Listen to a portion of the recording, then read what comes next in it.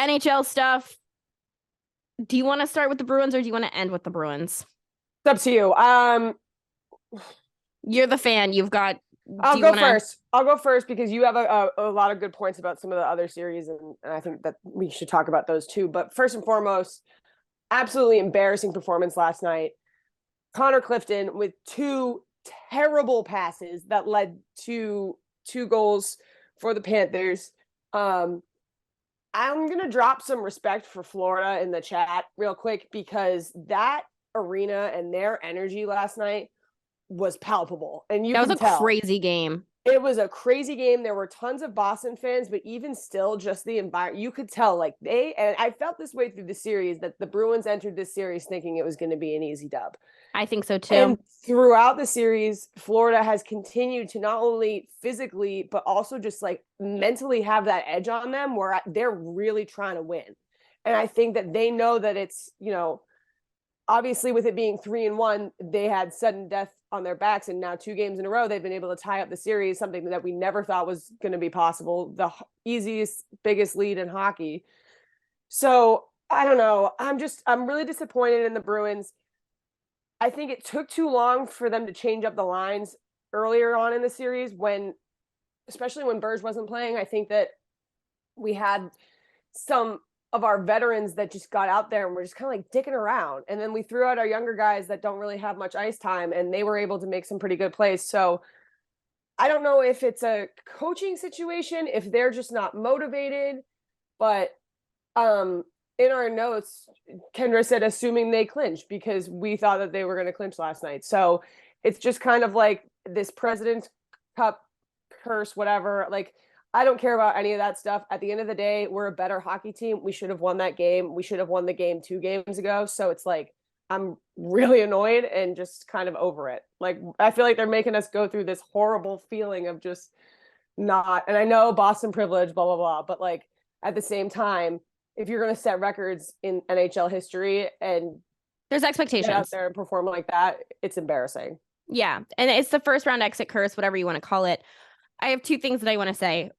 The words that I use to describe what I feel is going on with the Bruins right now is I feel as though they are playing with their food. While I know that Florida is not a team to sleep on, they have a lot of veteran presence. And they added that veteran presence to chase a Stanley Cup over the last 2 years. And I really do feel as though they are playing with their food here. They're very clearly the better team. They have more depth. They have talent. They have the best goalie tandem in the NHL. And that brings me to my last thing that I have to say about the Bruins, because obviously now you guys are heading into a game 7. Game 7s are the 2 best words in sports. Allmark had a terrible game last night. He hasn't had a great postseason. Traditionally doesn't have a great postseason. He played lights out during the regular season. But that being said, you also have Jeremy Swayman. Do you continue to ride Allmark, who's had a great season? He's in conversation for some awards that I believe that he's deserving of. But do you keep him in net after the performance that he's had? Or do you go to Jeremy Swayman, a guy that you do trust, who's a good goalie, but it's a game 7 and he's been sitting on the bench for a week or 2? What are your thoughts as far as the goalie situation? Because I think that that's the biggest question mark right now. Yeah. And you know what? I would completely agree. I think that obviously I'm biased as a fan, but Swayman and Allmark are easily, in my opinion, the best goalie duo in the NHL right now. Also, they just like have a great relationship with each other and like that's well documented and all that good stuff. At the end of the day, I come from the camp of yes, Allmark had a not great performance last night, but there were way too many opportunities that could have been avoided on behalf of our defense and the rest of the team that put him in a position where he wasn't able to make those saves. So I'm not going to make excuses for him, but at the same time, I don't know. I think either of them can perform equally well in a playoff position. I think that it's a matter of if they're going to get the support from the rest of the team that's mattering, Yeah. Okay. Yeah, I like that. I think that you also stay with Allmark, but I would. It's a consideration. It's a Yeah, consideration. And like if they go out there in the first period and it's just not looking good, you throw out, Swayman in. That's it. out.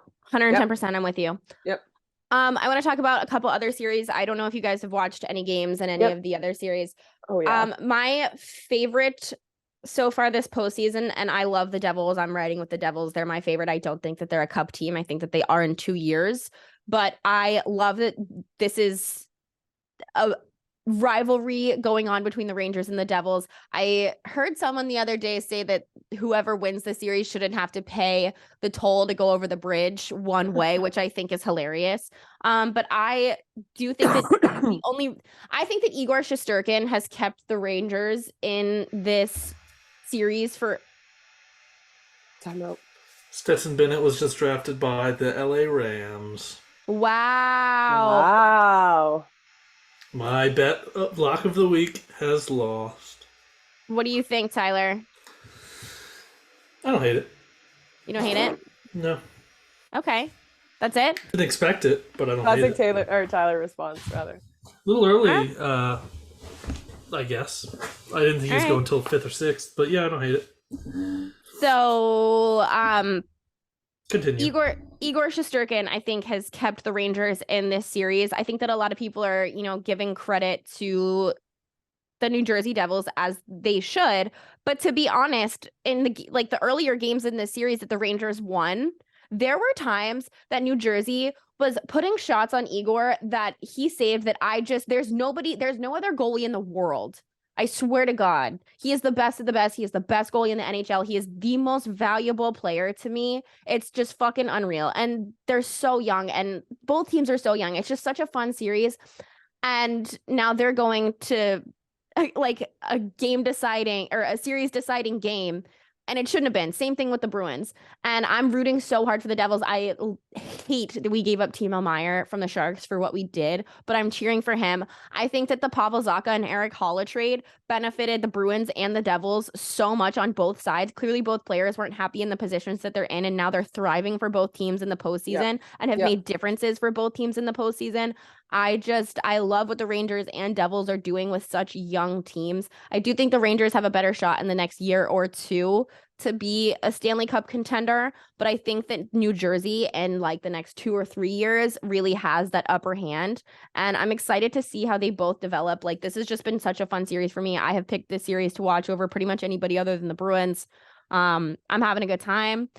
The Cale Makar suspension and the Avs injuries are also insane. This series has kind of, obviously the Avs are the better team when healthy, in my opinion, but because they're not and because of the suspensions, this series has been just not one that I've really been paying attention to, just because I don't really care. So I don't have a ton to say other than we've always talked about on this podcast, even when Sarah was around, how much we love Cale Makar. But I do kind of agree with the suspension there, so I can't even really say anything. I've also been really into the Kane series.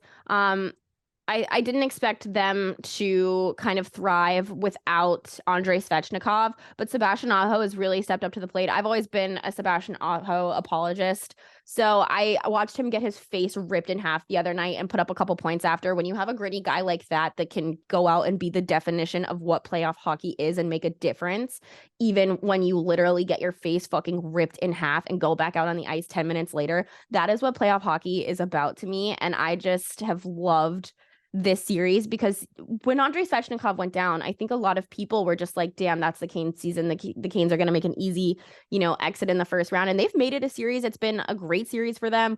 I have a lot of fun watching them, and just the fact that Sebastian Aho has really stepped up with like missing one of your best players has been super fun for me.